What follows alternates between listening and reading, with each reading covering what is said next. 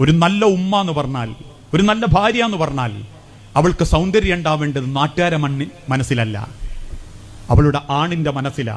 അവന്റെ ആയുസ്സാണ് നിന്റെ ജീവനെന്ന് തിരിച്ചറിയണം. അവന്റെ വിയർപ്പാണ് നിന്റെ ഭക്ഷണം എന്ന് തിരിച്ചറിയണം. അവന്റെ ത്യാഗമാണ് നിങ്ങളുടെ ധൈര്യമെന്ന് നിങ്ങൾ അറിയണം. ഭർത്താവ് മരിച്ചോ എത്ര ഭാര്യമാരാന്നറിയോ? അയാളുടെ ഷർട്ട് ബെഡിന്റെ അടിയിൽ പതുക്കെ വെച്ച് മക്കൾ കാണാതെ കെട്ടിപ്പിടിച്ച് ഉമ്മ കൊടുത്ത് ജീവിക്കുന്നത് എത്ര പേരാ? ഒരു ഭാര്യയുടെ ഏറ്റവും വലിയ സൗഭാഗ്യം എന്ന് പറയുന്നത് ചാരത്ത് കിടന്നുറങ്ങുന്ന ആണിന്റെ ഹൃദയം അറിയല, അവന്റെ മനസ്സറിയല. അവനിങ്ങനെ ഓടുന്നതും പരക്കം പായുന്നതും ഉമ്മാരെങ്ങക്ക് വേണ്ടിയാ. അവൻ ഓടാതെ വീട്ടിലിരുന്നെങ്കിലേ, ഈ ഇൻസ്റ്റഗ്രാം റീലിലൊക്കെ കാണുന്ന മാതിരി ഫുൾ ടൈം ഇങ്ങനെ അഭിനയിച്ച് പുരയിലിരുന്നില്ലെങ്കിലേ തല്ലി പുറത്താക്കേണ്ടി വരും. ഒരു ഭക്ഷണം അകത്തേക്ക് ഉണ്ടാകാൻ കിട്ടൂല. ഞാൻ പറയാറുണ്ട്, ഇൻസ്റ്റഗ്രാം ഒക്കെ അപ്പൊ എല്ലാവർക്കും ജീവിതം. ഇൻസ്റ്റഗ്രാമിൽ അഭിനയിക്കാൻ എളുപ്പ. എന്ത് സുഖാന്നറിയോ? ഇതിപ്പോ ക്യാമറ റെക്കോർഡിംഗ് ഉണ്ടോ, കല്യാണപ്പൊരയാന്ന് കരുതിക്കോളി, എല്ലാവർക്കും ഭക്ഷണം അങ്ങോട്ട് കൈമത്തരും.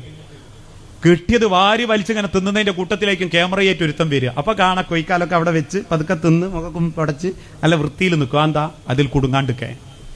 ഒരു ക്യാമറ കാണുമ്പോൾ അഭിനയിക്കുന്നവന്റെ ജീവിതം കണ്ട് സ്വന്തം കുടുംബത്തിലെ പിയാപ്ലനെ മോശാന്ന് പറയരുത് കേട്ടോ. ഓന്റെ മുച്ചക്ര ഓടിയിട്ട എന്റെ വയറ് നിറയുന്നത്, ഓന്റെ മുച്ചക്ര ഓടിയിട്ട എന്റെ മക്കൾ ചിരിക്കുന്നത്, ഓന്റെ തളപ്പമലും കൗമുങ്ങ കയറിയിട്ട ഓൻ എന്റെ ആയുസിനും എന്റെ അഭിമാനത്തിനും വില നൽകുന്നത്, എന്റെ ശരീരത്തിനും മാംസത്തിനും മറ്റൊരുത്തൻ കണ്ണു വെക്കാത്തത് പോലും എന്റെ ആണ് നേരം വെളുത്തിട്ട് 3:45 എഴുന്നേറ്റ് മീൻകൊട്ടയായിട്ട് പോകുന്നതുകൊണ്ടാ.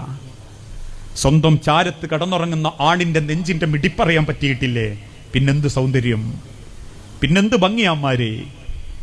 ഏറ്റവും നല്ല പെണ്ണ് ഹാഫിളാത്തുൻ ലിൽ ഗൈബി ബിമാ ഹഫിളല്ലാഹ്. സ്വാലിഹത്തായ പെണ്ണെന്നാൽ അവൾ അനുസരിക്കുന്നവളാണ്.